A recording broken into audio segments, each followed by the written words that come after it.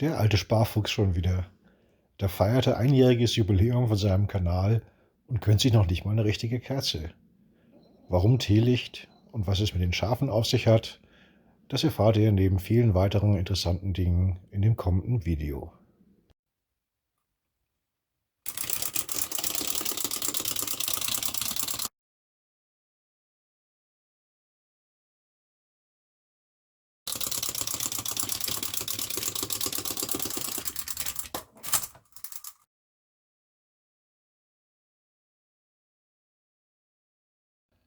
Wie kommt man eigentlich auf die Idee, einen eigenen YouTube-Kanal zu eröffnen? Bei mir begann das wie so oft mit einem von diesen ganz besonderen Geburtstagsgeschenken, als plötzlich der Kunstmichi im Wohnzimmer stand. Schaut euch mal sein Video dazu an, da erklärt er in der Einleitung ausführlich, wie es dazu überhaupt gekommen ist. Den Link habe ich euch wie immer in die Videobeschreibung gepackt. Und als ich dann mal wieder auf der Suche nach anderen kreativen Lösungen zum Thema Mittelalter war, bin ich auf den Kanal von Roland gestoßen, Haltepunkt Auwiesen. Der zeigt hier eine wirklich tolle Landschaft mit beneidenswert langen Zügen.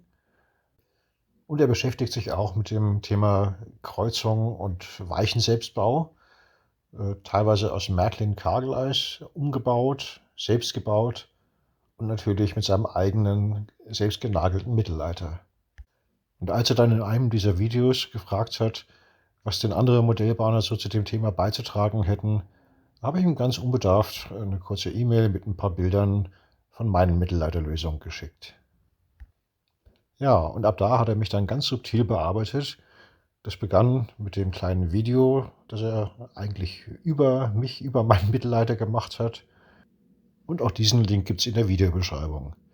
So, und dann kommen wir nochmal zu den Schafen und dem Teelicht. Und ich muss euch gestehen, es ist sogar noch schlimmer, als es schon ausgesehen hat. Das Ding ist nämlich elektrisch. Manchmal bekommt man sogar 2 von den Dingern für einen Euro und dann noch ein paar Cent für den Vorwiderstand dazu. Und schon hat man die perfekte Beleuchtung für so eine Gartenlaube. Diese hier steht auf der Anlage Bad Oevisheim von der Gisela. Das hatte ich euch auch schon mal im Detail vorgestellt. Ihr könnt euch erinnern, das ist die Anlage mit den vielen liebenswerten Details und den unglaublich vielen Schafen, die sich da überall tummeln. Das mit den Schafen nimmt zwar manchmal comicartige Auswüchse an, aber wir achten immer darauf, dass wir möglichst viele kleine Details dabei darstellen. So zum Beispiel bei diesen 3 Kandidaten, denen der vermeintliche Ruhm anscheinend doch zu Kopf gestiegen ist. Sie stehen dafür aber vor einem selbstgemachten und maßstabsgerechten Ankleidespiegel. Irgendwann haben wir mal beschlossen, dass Bad Oevisheim einen äußerst umtriebigen Tourismusmanager hat. Der hat dann hier eine Freiluft-Schafschur-Vorführung organisiert und gibt gleichzeitig dem örtlichen Handwerk die Chance, sich auch zu präsentieren. Und wie könnte es anders sein, es hat sich wieder mal einer von den Vierbeinern dazugeschlichen. Ja, okay, Schaf unter der Trockenhaube. Aber immerhin steckt die in einer rostigen Kabeltrommel und die bezieht ihren Strom aus einer spritzwassergeschützten Außensteckdose. So viel Detail muss einfach sein. Und trotzdem halten wir das für eine vollwertige und ernsthafte Modellbahnanlage. Es gibt großzügige Radien, ein durchgehendes Gleis direkt an der vorderen Anlagenkante, natürlich die fast unsichtbaren Punktkontakte, eine Laderampe in Vorbild entsprechender Längenausführung. Ja, es ist eben alles immer nur eine Frage des Blickwinkels. Beim Vorbild möchte man den Streckenrückbau zwar nicht sehen, aber im Modell gibt es immer einen reizvollen Kontrast zwischen der neuen Nutzung der jetzt frei gewordenen Flächen und den Relikten aus der alten Zeit, wie die zweispurige Brücke, die Schwellenabdrücke im Schotterbett oder die Betonschwellen, wo früher mal eine Weiche gelegen sein könnte. Die alte Donnerbüchse auf dem abgeschnittenen Stumpfgleis wurde dann von unserem Tourismusmanager umgehend in ein kleines Museum verwandelt. Auch hier wieder mit einer Fülle von Details wie die vollständige Inneneinrichtung und diverse Alterungsspuren, die der ganzen Szene ihren ganz besonderen Charme geben. Man kann sich bei diesen kleinen Mini-Dioramen so richtig austoben, insbesondere dann, wenn sie so nahe am Anlagenvordergrund stehen. Außerdem kann man mit so einer Szene auch noch den Blick von einem notwendigen Übel ablenken, der Trennstelle mitten durch die Straße. Wobei, eigentlich fällt die nicht wirklich auf, oder? Ich bin auch ein bisschen weitergekommen mit dem Fenstermodul, mit der verlängerten und zweigleisigen Vollmer Kastenbrücke. Hatte ich euch ja bereits im zweiten Teil der Anlagenvorstellung gezeigt. Geplant hatte ich das damals mit Karton- und Heißkleberverbindungen und habe das dann, als ich zufrieden war, in Sperrholz umgesetzt und anschließend die Widerlager um die Hauptstützen herum gebaut. Der Zuschnitt von dem Styrodur für die Landschaft war diesmal nicht ganz so einfach, da einige der Spanten nur 5 cm hoch sind und ich teilweise auch Winkel bis zu 60 Grad mit dem heißen Draht schneiden musste. Und da man die Konstruktion auch teilweise von unten sieht, wollte ich hier auf keinen Fall stückeln. Ich habe das Modul dafür wieder auf die Böcke gelegt und es hat sich wieder bewährt, dass die ganze Konstruktion relativ leicht ist, trotz ihrer Länge von gut 2,5 Metern und auch so stabil, dass die Brücke überhaupt keinen Schaden dabei genommen hat. Da die maximale Breite von dem Segment bei 36 cm liegt, habe ich mir ein bisschen mehr Mühe bei der Gestaltung von dem Flussuntergrund gemacht und habe ihn dann an Ort und Stelle ausgerichtet auch vergossen. Damit mir da das Harz nicht davonfließt, habe ich vorne und hinten einen Plexiglasstreifen angebracht.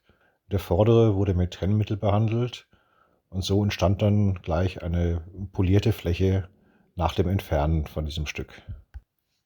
Am rechten Anlagenrand verschwindet die Strecke wieder in einem Einschnitt und ich habe mich dann spontan gegen eine weitere Straßenbrücke entschieden und mir kam die Idee, ich könnte da eigentlich endlich mal meine gute alte Villa Vampir von Vollmer hinbauen.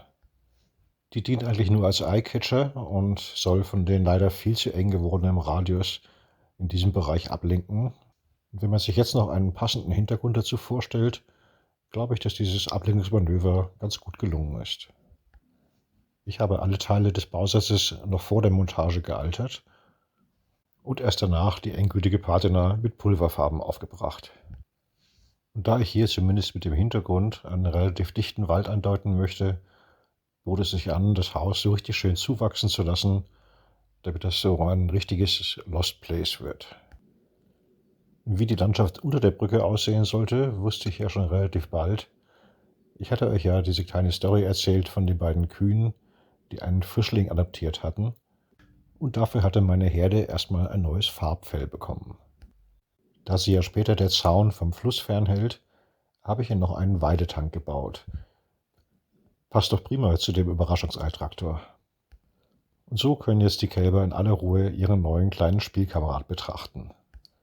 Und weil der natürlich nicht zu dem Wasserwagen hochkommt, habe ich ihm noch einen kleinen Blechnapf gebaut, einfach aus einer kleinen Aderendhülse. Und so sieht der linke Anlagenrand dann aus, wenn er mit dem Übergangsstück aus dem Oberleitungsvideo verbunden ist. Inzwischen hängt auch der Fahrdraht auf dem neuen Teilstück. Und da in dem Oberleitungsvideo immer wieder mal die Frage aufkam, wie das denn sei mit dem Verspannen in Kurven, hier seht ihr am rechten Anlagenrand bei dem engen Radius auch überhaupt kein Problem. Hier sind jetzt je Gleis ca. 2,40 Meter Fahrdraht verlegt. Und dass sich hier jetzt der Abstand der Masten doch deutlich verringert, fällt dank dem Geländeeinschnitt und dem Blickfang der alten Villa kaum mehr auf. Hier wieder die bewährte Konstruktion mit 2 Umlenkrollen, 2 verschieden starken Federn und Fangbügel für die Dachstromabnehmer. Das jeweilige linke Ende liegt dabei wieder etwas höher als der eigentliche Fahrdraht. Und so lassen sich die Gleise dann auch in beide Richtungen befahren. Und da ich selber immer liebend gern an solchen freistehenden Drahtenden hängen bleibe, habe ich die obere Abdeckung noch ein kleines Stückchen verlängert. Die Brücke mit den getarnten Festpunkten an der Schnittstelle der beiden Module hatte ich euch ja auch schon gezeigt. Und jetzt ist die Illusion der durchgehenden Fahrleitung eigentlich perfekt. Sehr viel näher als hier sollte man der Oberleitung auf keinen Fall kommen, um sie nicht zu beschädigen. Und selbst hier sieht man noch nichts von den beiden Umlenkstücken, die den Fahrdraht dann in der Trennstelle der Brücke nach oben wegführen. Erst wenn man die Kamera so richtig todesmutig unter den Fahrdraht hält, kann man dann diese beiden kleinen schwarzen Stücke erahnen. Der Lohn der Mühe sind natürlich dann die ausgiebigen Probefahrten mit den verschiedensten Fahrzeugen und von verschiedenen Herstellern. Hier geht es mir vor allen Dingen darum, dass ich mit eigentlich unveränderten Dachstromabnehmern experimentiere. Das heißt, teilweise haben die noch recht stramme Federn und natürlich auch verschieden breite Schleifstücke. Und man sieht an der Bewegung der Pantos, dass die wirklich am Fahrrad anliegen. Der wird selbst bei den längsten Stücken eigentlich gar nicht so weit nach oben gehoben, obwohl die längeren Stücke auf der Brücke immerhin gut 600 mm lang sind. Jetzt muss ich mich dann noch um den passenden Hintergrund kümmern, da die Anlage ja an ihrer breitesten Stelle nur 36 cm beträgt und dadurch die Züge doch extrem nah an der Wand vorbeifahren. Das Schöne ist aber, die Erfahrung zeigt ja, durch diese Hintergrundgrafik wird der Fahrrad dann nochmal unsichtbarer. Na, so langsam wird es doch eine richtige Modellbahn. Klar fehlt hier noch der Hintergrund, sieht man deutlich. Der Übergang zum Flur, in dem beide Strecken verschwinden, da habe ich dann auch mit der Farbe der Frontblende ein bisschen gespielt. Und das Loreley-Diorama habe ich euch ja im ersten Anlagenteil bereits vorgestellt. Ja, was habe ich noch so getrieben in dem Jahr? Nun, zwischenzeitlich hat mich wieder mal meine alte Liebe eingeholt, Modellautos im Maßstab 1:43. Da gibt es eigentlich zu jedem Fahrzeug ein passendes Modell, zumindest eine gute Basis für einen entsprechenden Umbau. Und außerdem kann man sich in dem Maßstab so richtig schön austoben in den kleinen Details. Das wäre in H0 eigentlich nur schwer möglich. Und ihr kennt das ja auch von meinen Lokumbauten.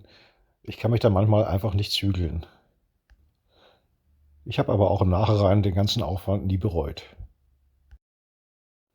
Mit einem entsprechenden kleinen Diorama dazu kommen diese Details dann voll zur Geltung.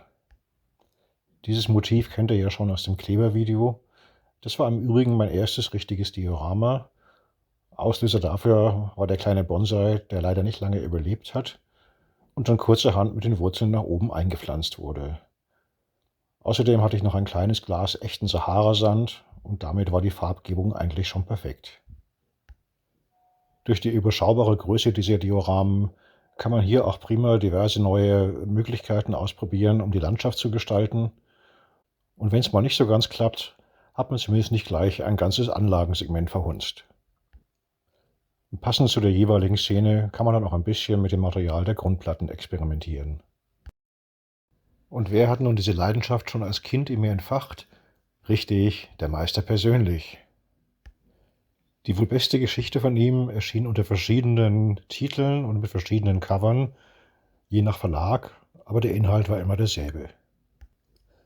Obwohl die Fahrzeuge der Hauptkonkurrenten reine Fantasieprodukte sind, gibt es sie inzwischen auch als Modell.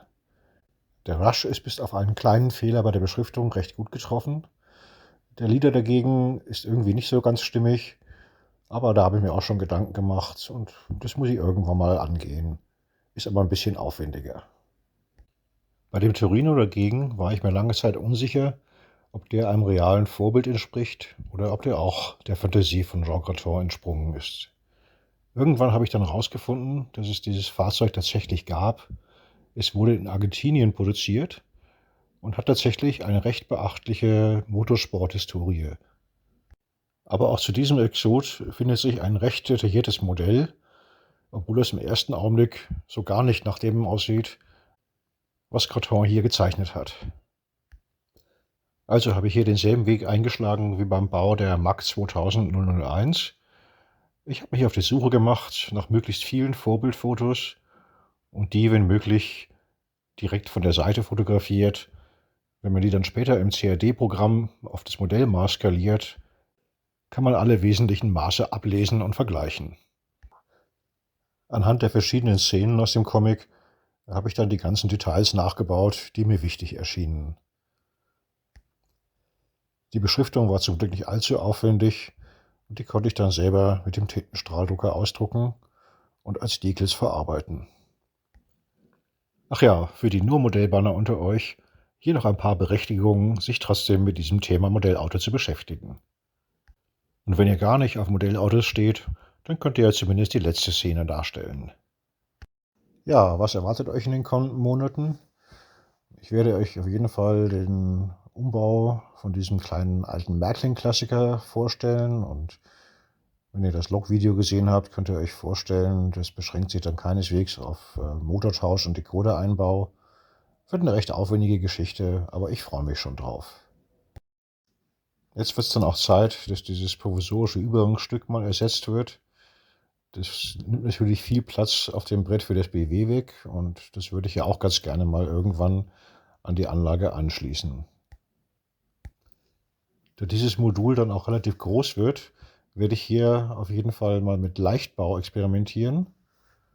Und vom Anlagenthema her werde ich hier eher die Gleisanschlüsse meiner Fabrikgebäude in den Vordergrund rücken.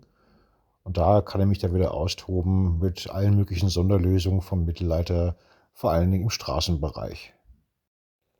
Diesen kleinen Rückblick auf ein Jahr Modellbau möchte ich aber auf keinen Fall abschließen, ohne nochmal auf ein Thema einzugehen, das relativ häufig in den Kommentaren bei euch auftaucht. Und das ist das Filigrane. Nein, ich bin kein Chirurg, und wenn ihr meinen Anleitungen folgt, könnt ihr tatsächlich das eine oder andere auch nachbauen. Ist dann gar nicht so kompliziert, braucht nur ein bisschen Geduld. Aber auch wenn es euch überrascht, ich kann auch groß. Denn dank einem dieser ganz besonderen Geburtstagsgeschenke kann ich mir inzwischen vorstellen, wie sich so ein Preisermensch in unserer großen Welt fühlen muss. Die ganze Aktion war zwar vielleicht ökologisch gesehen nicht ganz korrekt, aber ich konnte zumindest gute Eindrücke sammeln zum Thema Alterung bei Baufahrzeugen. Gerade das Thema Rost, wie bei diesen alten Baggern hier, finde ich einfach total reizvoll, und da möchte ich in Zukunft auch noch ein bisschen mehr machen. Also dann, auf ins zweite Jahr mit der Lupenlampe. Ich werde mich freuen, wenn ihr weiterhin dabei bleibt. Bis zum nächsten Mal.